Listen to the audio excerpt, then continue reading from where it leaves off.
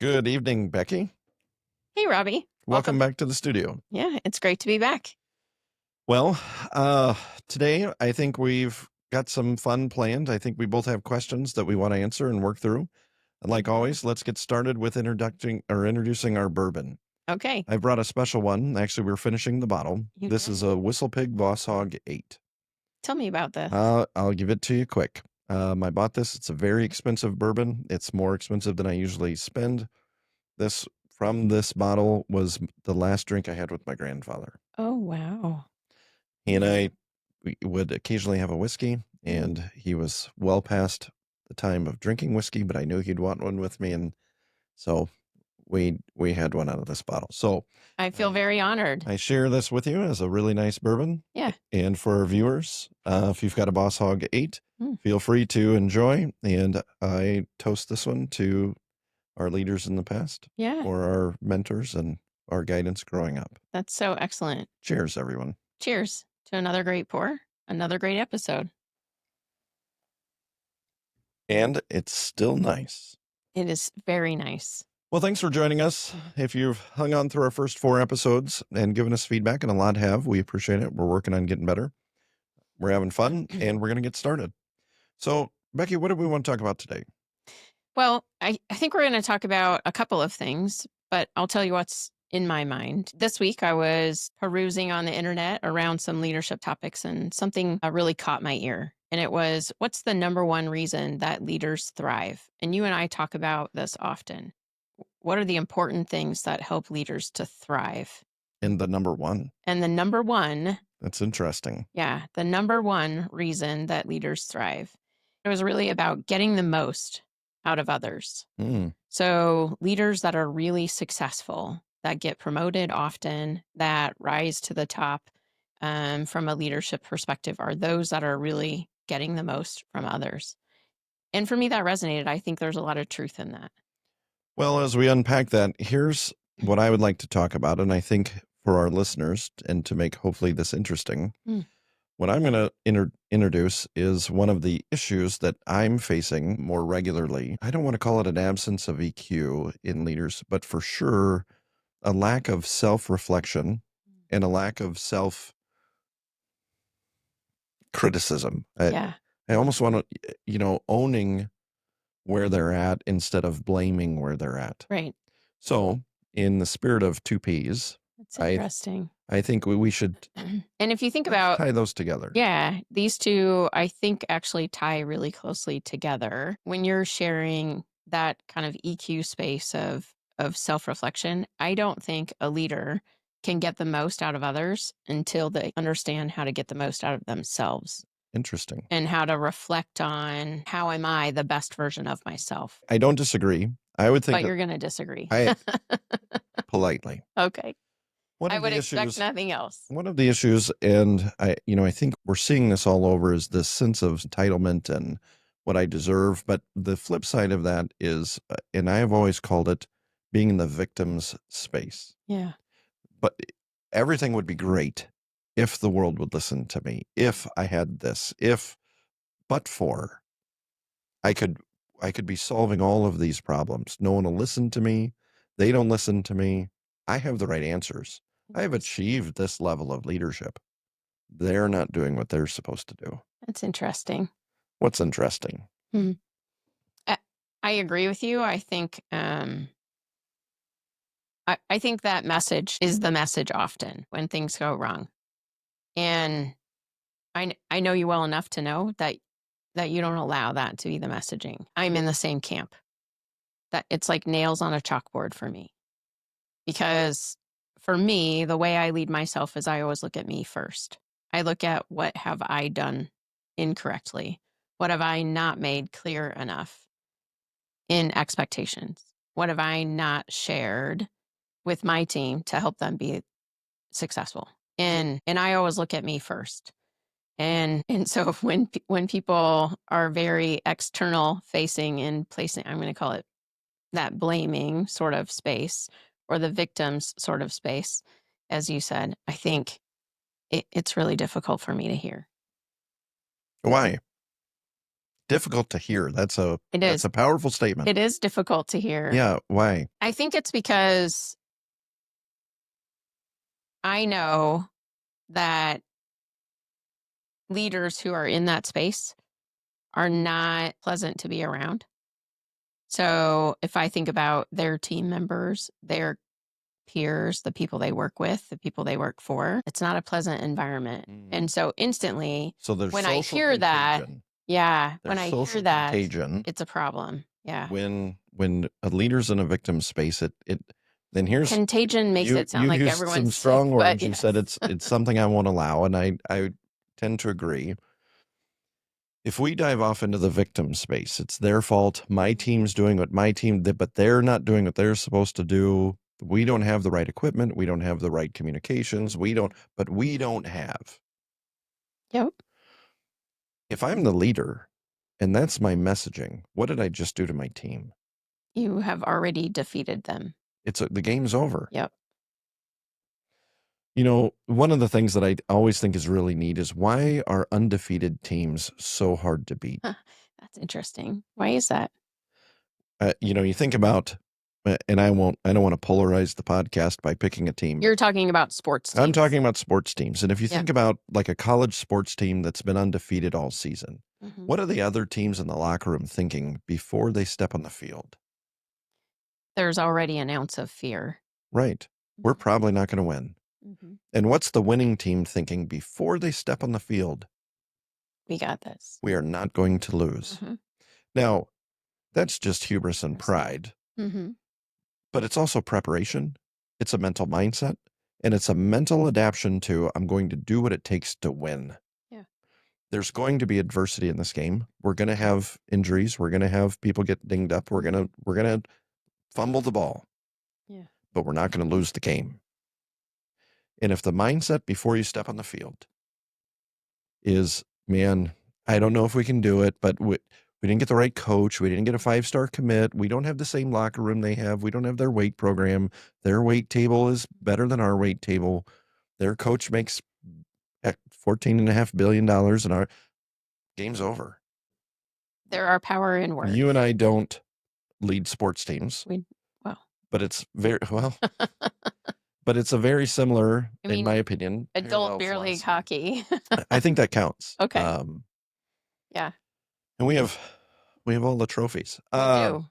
But connecting it to leadership, it's the leader that sets the tone of course we will have issues. Of course we will fumble the ball. Of course their team came prepared. Correct. Or their team didn't come prepared, or it snows or it rains or it whatever. Do we want to stay undefeated?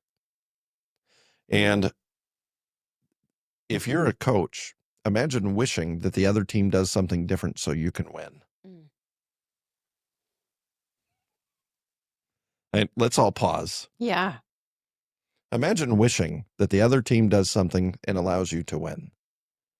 And in my opinion, that's the victim space. It is. The effective coaches, i.e. the effective leaders, are taking control of the game. They're taking control of the environment, and they're managing what they can manage and managing it exceptionally, getting their team prepared to handle adversity and win.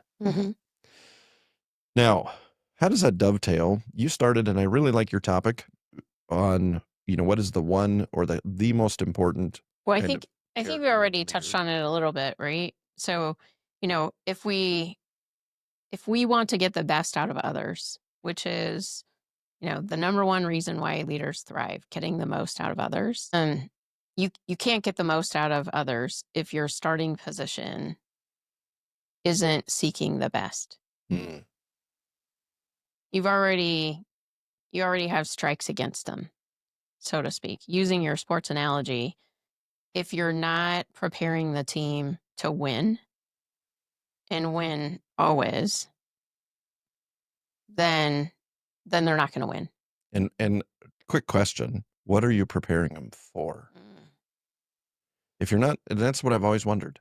Well, winning isn't easy, or else everyone would. Correct. And you won't always win. You won't always win. But if you're not prepping to do your best and your best effort and prepping your team to have the ability to have a good day, to have a perfect week, and to do their best, What are you actually prepping for? Right.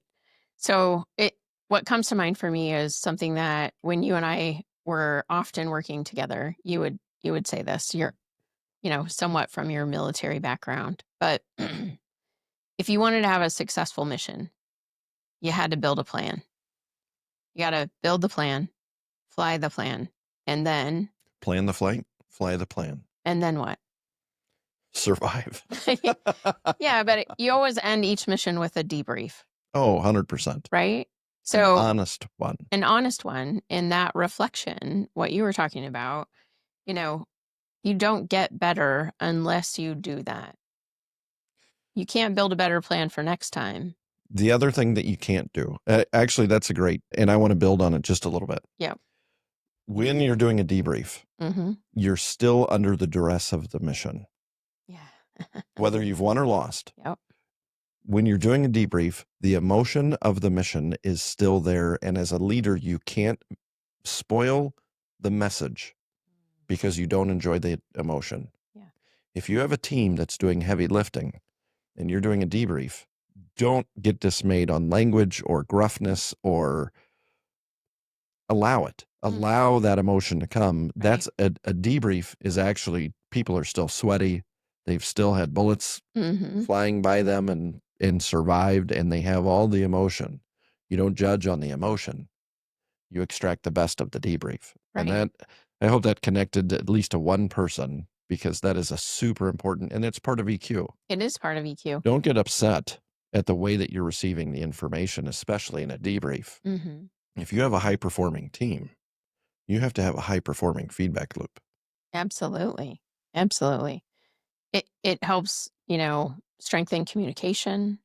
It helps build trust among team members. When you can have an open and honest conversation about whether it's a flight plan or whatever mission that you're on as a team, if you can have an open and honest conversation about what's going well and what's not going well, you can make those adjustments. So I want to tie my problem statement back to your nice comment on how to get the most of your team. And let's see if some dots connect.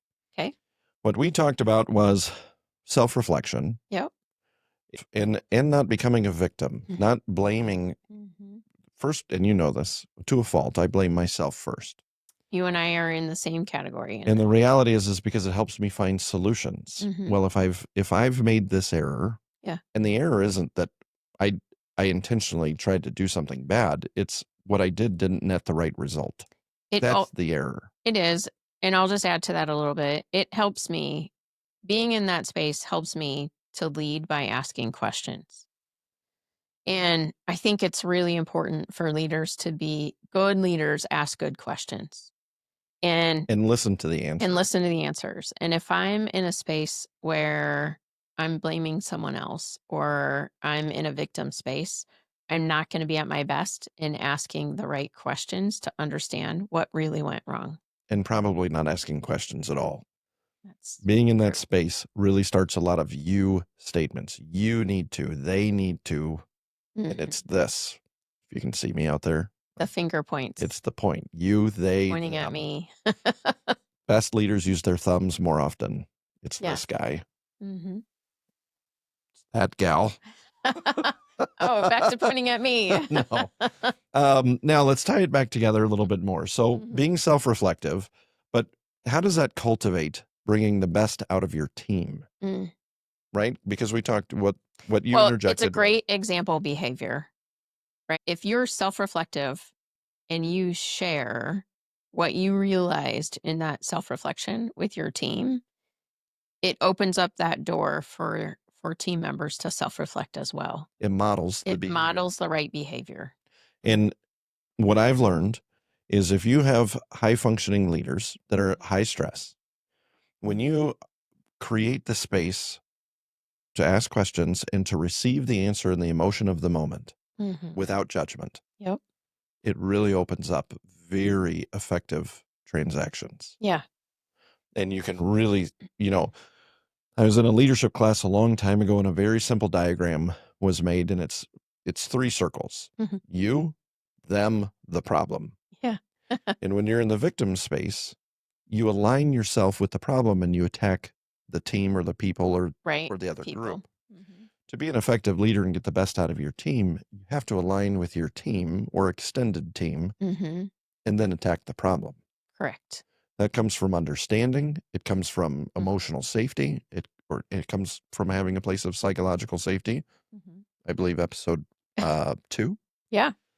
And creating and cultivating an environment where, yes, we have problems and yes, we have things in our way. How do we as a team get the right resource in the right space at the right time to net a better result? Now, and I'm gonna stack on this for just a second because I had an example in one of the clients that I was working with here just recently. Instantly, they went to replaying a bad behavior that's happened in the past. And, they had like a light bulb moment when I was standing next to them and realized that an employee had done something they weren't supposed to do. And it was really interesting because instantly they went to the space of, they're a bad employee.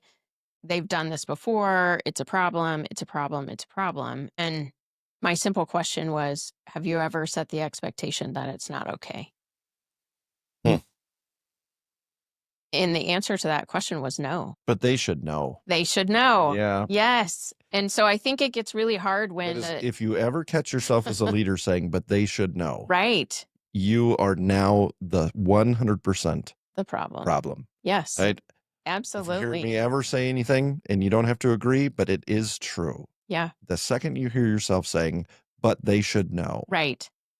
That should be the signal that says, I have not defined the expectation appropriately. That's a self-reflection moment. As a leader. And that's when your ears need to hear your dialogue. Exactly. 100%. Yep. Well, thanks everybody for joining us. We're going to take about a minute and just wrap this up. I think this has been a really enjoyable conversation. What's great is one of the most important traits of a leader is being able to get the most out of their team. Yeah. The leader is typically not the person doing the work. They're the managing the people doing the work. If you can get more out of your team, more work gets accomplished, and we're all after that in every capacity.